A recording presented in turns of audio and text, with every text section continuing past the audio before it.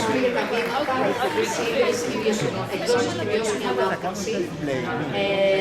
Η συγκεκριμένη μας, θα σας τους ανακοινώσω σε λίγο, είναι η λέσχη βιβλίου των Ηνωμένων Εθνών για τους στόχους βιώσιμης ανάπτυξης. Εγκαινιάστηκε στην Πολώνια το 2019 και στοχεύει στη χρήση βιβλίων ως εργαλείο ενθάρρυνσης για παιδιά 6 με 12 ετών, προκειμένου να αλληλοεπιδρούν με τις αρχές και τους στόχους της βιώσιμης ανάπτυξης, όπως έχει αναπτυχθεί γενικά, μέσω μιας επιλεγμένης λίστας ανάγνωσης βιβλίων από όλο τον κόσμο που σχετίζονται με καθένα από αυτά τα θέματα. Λαμβάνονται υπόψη τα είδη μυθοπλασίας, μη μυθοπλασίας και άλλα είδη που πιστεύετε ότι θα βοηθήσουν στην εκπαίδευση των παιδιών σχετικά με το SDG. Η λίστα ανάγνωσης θέλει να ενθαρρύνει και τους γονείς, τους εκπαιδευτικούς και όλους όσους ενδιαφέρονται να διαβάσουν, να βοηθήσουν για να επιλεγούν τα βιβλία που θα βοηθήσουν τα παιδιά να κατανοήσουν τη σημασία των στόχων του SDG. Μαζί μας σήμερα έχουμε τον κύριο Μιχίλ Κόλμαν, που είναι ο αντιπρόεδρος της Elsevier και πρόεδρος της Επιτροπής για Inclusive Publishing και Literacy της IPA International Publishers Association. Θέλω να πω δύο πραγματάκια για τον ίδιο. Εκτός το ότι είναι πάρα πολύ active σε οτιδήποτε θέματα αφορούν το SDG, ήταν πρόεδρος και όλας της Παγκόσμιας Ομοσπονδίας, όπως ανέφερε, και ήταν αντιπρόεδρος σε ερευνητικά δίκτυα στις εκδόσεις Elsevier και ασχολείται με τα εκδοτικά για πάρα πολλά χρόνια. Το 1996 ήταν ο πρώτος που έφτιαξε το πρώτο ηλεκτρονικό περιοδικό που υπήρχε ποτέ. Θα μας δώσει μερικά στοιχεία, θα ακολουθήσει η Ρακέλ Μάρτιν, που θα μας εξηγήσει αναλυτικά τα βήματα για να μπορέσουμε να κάνουμε αυτό το κλαμπ στην Ελλάδα και τι έχει γίνει στο εξωτερικό, και θα απευθύνουν ερωτήσεις και δύο μικρές εισηγήσεις αν χρειαστεί, η Μαριλένα Καραμολέγκου, εκδότρια, και η Χριστιανά Χριστοπούλου, επίσης εκδότρια. Η Βασιλική Νίκα, που είναι η πρόεδρος του τμήματος της ΕΔΗ, δεν θα είναι εδώ μαζί μας. Παρ' όλα αυτά, έστειλαν ένα γράμμα που υποστηρίζουν και θα βοηθήσουν την ίδρυση ενός τέτοιου κλαμπ στην Ελλάδα. Περνάω το μικρόφωνο στο Μιχίλ. Yes, thank you. Well, very happy to be here again. And this time on a topic very close to my heart, sustainability. So we're talking about the Sustainable Development Goals, the SDGs. There are 17, and it is already, I think, a miracle that they are there, because they are agreed by all the members of the UN, including Greece, of course. And it's not so easy to get all the countries around the world to agree on one kind of agenda, but when it comes to sustainability, yes, there was agreement, 17 SDGs, and below that there are almost 170 very concrete objectives which have to be achieved. There is a strict deadline, and that's 2030, and that's why we are now in the decade of action.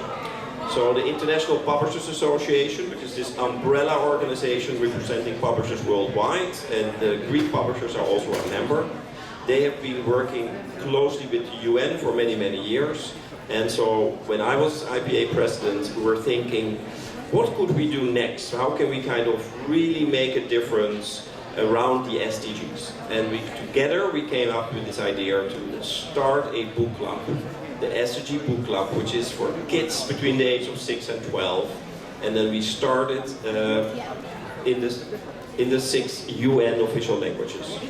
And we're very ambitious because we wanted to do one SDG every month. It took a little bit longer, but in the meantime, I think we're now talking 2.5 years later, 3 years later, there was also a pandemic in between. We concluded that book club. And so in Russian, in Spanish, we have a brilliant list of recommended books for every SDG. And what is more powerful than when you're a boy in Peru and you can read in Spanish a children's book which has a theme around gender equality, or when you're a girl in China and you can read about water, life in the oceans, and learn about that in a very great way, and then kind of put the seeds there already around sustainability, because of course we're here investing in the next generation. It's kids which are being exposed to the Sustainable Development Goals in a very smart and playful way. So, and this was such a success, it's like the classic SDG Book Club, that other countries who were not included in the first round, so to say, they came to us and said, well, we want one too.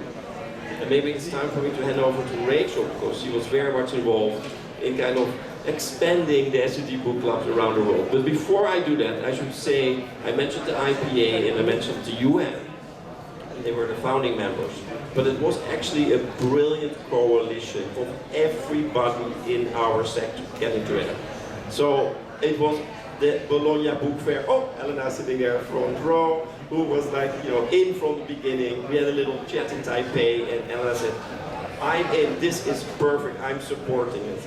It was the librarians represented by IFLA. It was IBI, of course, was also a crucial factor here. It was the booksellers who also chipped in.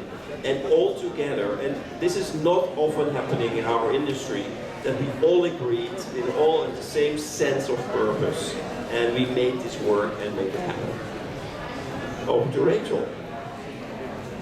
So in terms of practicalities, how did it all come about? It was a lot of cooperation, and the local chapters who came were looking at different languages. So we had immediately the Norwegians were like, yes, we're going to do it. And the Norwegian club has a different flavour. It's very much integrated into the curriculum. They worked with a teachers association, an education association, and they did an amazing job of creating a reading list around the 17 SDGs. We also had the Portuguese who came to us, and the Brazilians, and we said we should have a Portuguese language club. And so there we have two lists. The Brazilians, for example, decided to do an amazing job. They opened up an open submission. Any publishers could nominate their books. They then created a whole system to evaluate them, categorize them, and created a catalogue, which they display so proudly at Bologna Children's Book Fair every year, which is amazing, and promote their books. In Portugal, they did it for children, but they also did it at the same time for young adults and reading just in general. Again, they did all 17 all together. Other countries, Germany, for example, and the Netherlands, grouped SDGs together because it's quite complex. Unless you live and breathe SDGs, you know, SDG 9, innovation, industry and infrastructure doesn't really speak to children's books. So there's a little bit of a tenuous of how do you relate it. And so what they did in that particular case is to group all the environmental SDGs together. So SDG 7, affordable and clean energy, climate action, SDG 13, and create a list that categorizes all of those different themes together. So they've got 3 themes, 3 reading lists that cover then broadly the whole 17 SDGs. And so essentially every book club had to think about the local way that they're going to do it. In Germany, it's linked to a reading and literacy prize, so that's another way that they integrated in there. In Portugal, it's hosted in the ministry. And in Africa, which was a great success, we managed to get it together. We do it in 4 languages. So we do it in Arabic, French, English, and Kiswahili. And we also have a local African language that gets nominated each month, which is amazing. There, they really decided that they were going to look at author workshops. So they wanted African writers to be writing on these topics. And so the Writers Association organised workshops around that. They also then have that on the UN website in Africa as well. So it's a lot of different flavours that work for different markets. But essentially what we did find is that universally it is really welcomed, because once you have a list and you're thinking about the upcoming UN conference, which happens every year in November, you have a reading list demonstrating those amazing titles that you have in Greek for Greek children. And that really shows the strength and the value of the publishing sector more broadly. And so what we have found is great success. For example, in Brazil, when the mayor of Sao Paulo wanted to have a government grant to buy books, he selected the 26 titles featured as part of their list and ordered around 55,000 books. So 30 copies of each of those were distributed into public libraries And so you get the idea that this isn't just a nice to have, this could actually drive wider engagement, not only on the content side, but also on, how do you integrate it into libraries. There's wonderful examples of local reading events that happen in libraries using those titles. So it's a great idea of getting kids to engage with books and to develop the love of reading as well. So there's loads of different ways that you can do it, loads of different flavors, and what happens in Greece might be slightly different to other clubs, but that's what makes it so unique and what makes it a successful project.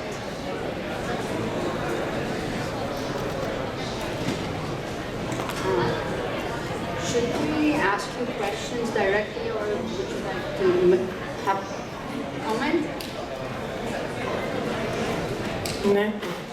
So, my name is Christiana Christopoulou. I'm from the publishing house Εκδόσεις We have just started a children's series books on climate change and environmental issues. And through that, in Bologna, I came into the knowledge of the SDGs and the book clubs, and I'm really happy to be at this panel to ask some questions. So I think there's a first line of questions about how do we go about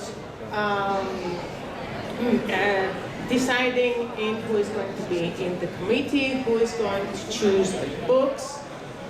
There's going to be a site. We have to build a site about it, and I think that we would need some information on how this was done in the different book clubs around the world, so that we can decide in terms of our context to do it. So this is the first line of questions, and towards this, the specific question is whether there are certain requirements, that all the book clubs should have, and then you have the different flavors. So that's anyway a question towards that. And so this is the first line of questions that come to mind. The second line of question is when you have this and you have your first list, then I think it's about linking it to activities. I mean, the book club, or our book club, would have some activities, would have, I don't know, choose a book every month and have an activity on it, whether you have this experience from any other book club, and to make it further, because we are talking about the SDGs, and okay, my mind is on what we are working, the climate change and the environmental SDGs, but of course for all of them is to link them to link what the book club is doing to a certain practice or a certain organization in Greece, and create synergies, and that's moving further down the line. So anyway, for the first line of questions, just I'm putting my ideas. We would need some help of what the basic requirements are, and then build our flavor on it. So, shall I start? And I'm sure I hand over soon to Rachel. So for the original classic one we did in the 6 UN languages, there a long list was first kind of generated. And so we asked for inputs from anybody who kind of come with suggestions for that specific SDG in the 6 UN languages. There was an independent, we were not allowed to call it a jury from the UN, but a selection committee. And then we're also not allowed by the UN to call them winners. So it's not like number 1 is the best. So we only turn the long list into a short list. We kind of divided up the 17 SDGs in groups, and then it was like one group, one of the partners was like in charge. So IFLA would then say, well, we will do SDG number 3, 4, 5 or something, and they would then run with it and coordinate it. We did not have publishers select books by other publishers, because that would be a bit of a conflict of interest. So this, as much I know from the start, but I then know that others have completely different approaches, and that is all fine. So I hand it over to Rachel, who will tell you a little bit more about Brazil, for instance. So most follow the same kind of structure. There's always a selection committee. The selection committee does not include publishers. And IBI have been fundamental in really helping in the selection committee because they look at quality, they look at different characteristics, and so they've been really a driving force of putting that selection committee together. In terms of book selections, there's the two options. One is through associations to open it up to their members and ask for open submissions. And some people have done that online, some people have done that via recommendations. One of the biggest challenges we had was that most of this needs to be done electronically. So, we didn't want to be shipping books back and forth. So once you submit a book, you need to have a digital copy of the book submitted so the selection committee could actually review. In Brazil, for example, they built a special portal using a prize that they would normally submit to. So they repurposed it for this particular one. Once you've got the big long list, essentially you need somebody to do triage. There'll be titles that don't make sense, don't relate to that SDG. So you needed an IBI expertise. We relied on Bologna's expertise for children's books to make sure that this was a correct selection. And then it went out to the selection committee. The selection committee simply just went through the list. They selected between 4 and 6 titles per SDG. And then those were the recommended reading lists. So it was quite short, quite succinct. Like Nikhil said, no ranking from 1 to 5. It was also designed to be inclusive. This is not a definitive list. You might select 2 for SDG 1, no poverty, because there weren't any great Greek titles looking at no poverty for children. We also had a criteria where we looked at, it didn't matter, it could be fiction, it could be non-fiction, it could be graphical novel, it could be anything. We opened it up for absolutely everything. But that could be, again, a decision that needs to be made by the Greek Club of what's in and what's not. We also didn't put a publication date limitation to it either. We said it didn't matter when it was published. If it was a good book, it was a good book. Some have had additional restrictions put on. So in Africa, they only wanted African authors, and for other reasons. Again, that's a decision that would need to be taken by the Greek Club. Yeah, exactly. So, do you have only Greek authors? Do you allow translations? For example, so, there you might have translations from a Turkish or an Albanian book. Again, that could also be something of a decision. And once that criteria was in place, then it's quite easy to open it up for submissions. And most publishers feel very engaged with being able to submit it. The only one we didn't open it up to just the public. To nominate, we did go through an association. We because you can get anything and everything. We thought, okay, let's make sure we have some sort of limitation on that.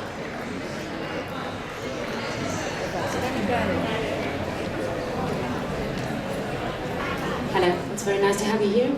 I was just wondering, I would like to ask, has there been it's obvious that on a national level that the difficulties and the barriers are each time different. But has there been from your experience, a common difficulty that you've seen coming up again and again into different countries? And how did you overcome that? Was there a key point that was common in all this procedure in different countries that you would think it would be important to focus on the first level? And the second thing I would like to ask is, based on the successful examples, is there a part of evaluation that you've seen from your experience that you see that it actually works? I mean, that the kids and children who get involved into this process and taking books from this list are actually truly involved in getting to learn all these goals that have been so difficult to be agreed on international level between the countries? There's always 2 questions. I always forget the first one at the beginning. The common challenge, I think, is having a coordinator.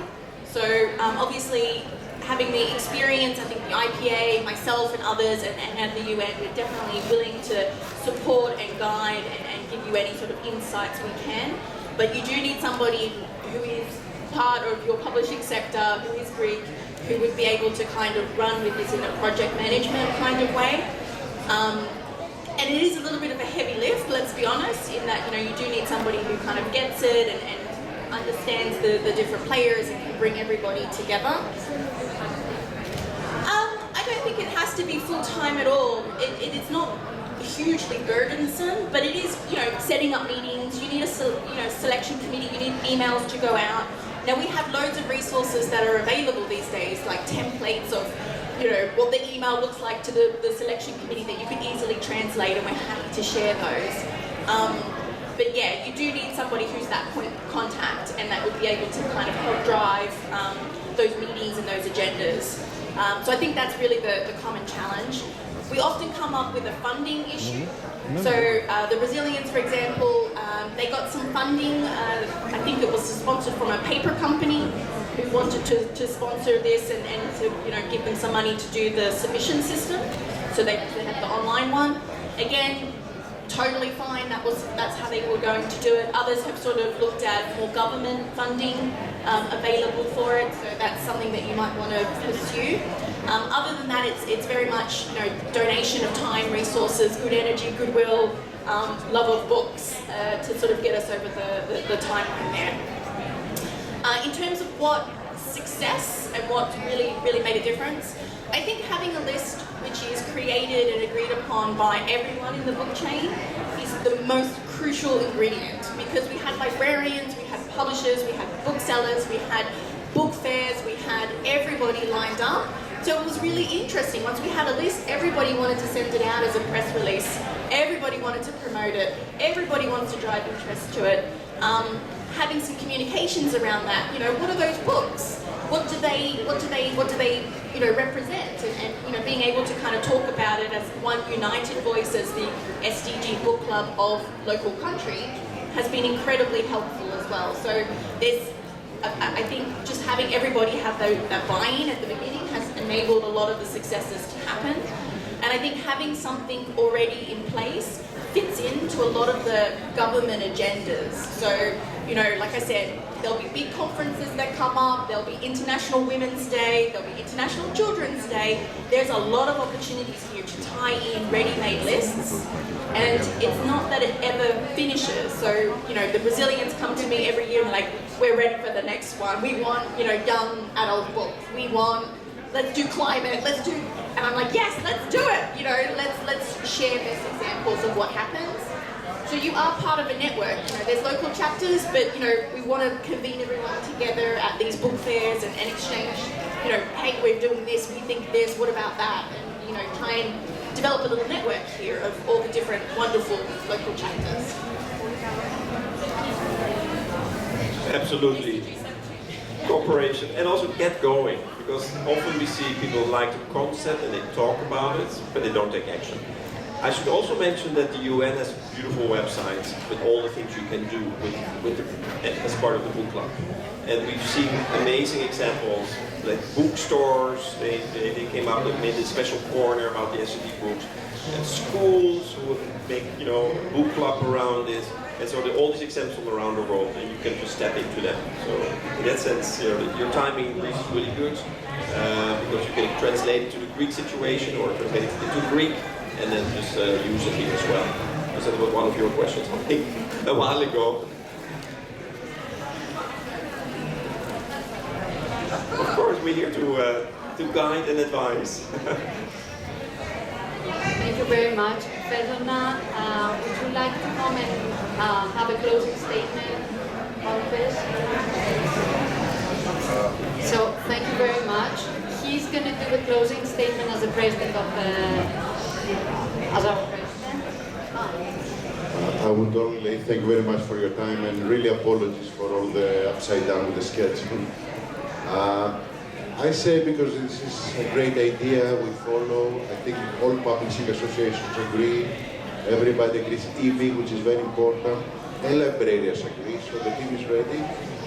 We can kind of officially declare that we start. Rather than meet in another 3 months and talk more or less the same, let us, just an idea, let us commit today that we start. We all commit and we start the SDG Club in Greece. That's the only... Great news. I salute you for that. Yes, absolutely.